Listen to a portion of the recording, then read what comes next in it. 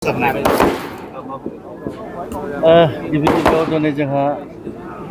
80th independence day स' बेखौनो लोब्बा लानानै 15 आगस्ट जिहेतु दिनै 80 इन्डिपेन्डेन्स डे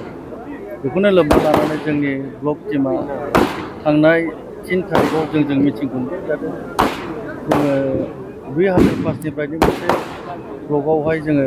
फुटबल टुर्नामेन्ट सोलिबोबाय थादोंमोन सार देग्लाय बेखौ कन्टिनिउ खालामफिनसै नामा होननानै जोङो 3 थारिख ना 2 थारिखआव जों बे माबायाव जों मिटिं खालामनानै डिसिसन लानानै दिनै टटेल जोंनाव गन'गावआव 13टा प्राइमारि दं दा 13टायाव गेलेयै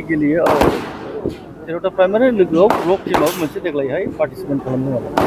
आरो गेलेयै दिनै जोबथा फैबाय फाइनाल जाफैबाय 15 आगस्टआव आरो बाहायनो मोननाय टीमा फाइनालिस्टआव जाफैबाय मोनसेया जाहैबाय सिजुगुरि प्राइमारि आरो मोनसेया जाहैबाय गन'गाव ब्लक टीम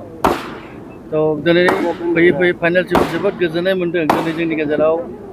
नेसनेल इन्टारनेसनेल प्लेयारबो दंफैयो दाख्लै दिनै दुरान्ड कापआव गेलेनाय कलम्बियानि रबिनसन आरो जोंनि बर'नि मुंदांखा हलिचरन नार्जारि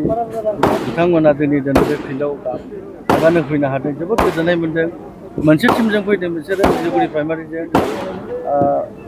जानानै फैदों टिम जानानै मस्ट वेलकाम जों बिदिनो रायजो राजाफोरखौ गिदिर प्लेयारफोरखौ नुहोनो हायोब्ला जोबोद गोजोननाय मोनो आरो ओनसोलनि आइ आफायाबो जोबोद गोजोननाय मोन्दों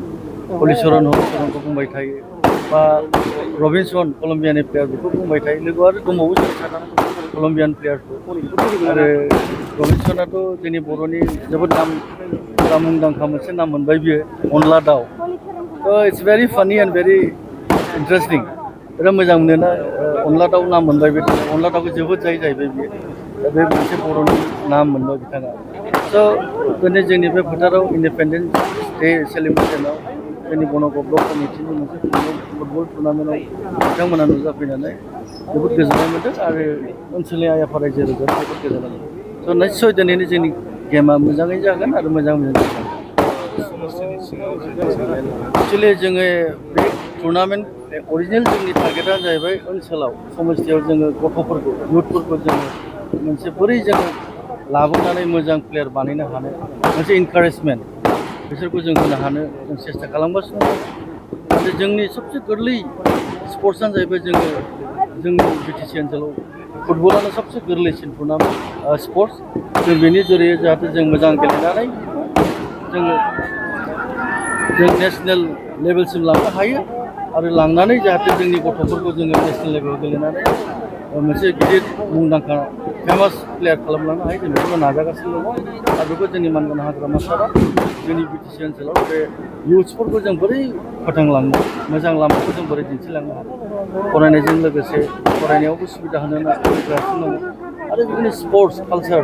बेफोरखौ मानगोनां हाग्रामा सारा बिटिसिआव सुबिदा होनो नाजागासिनो आरो सुबिदा थागासिनो दङ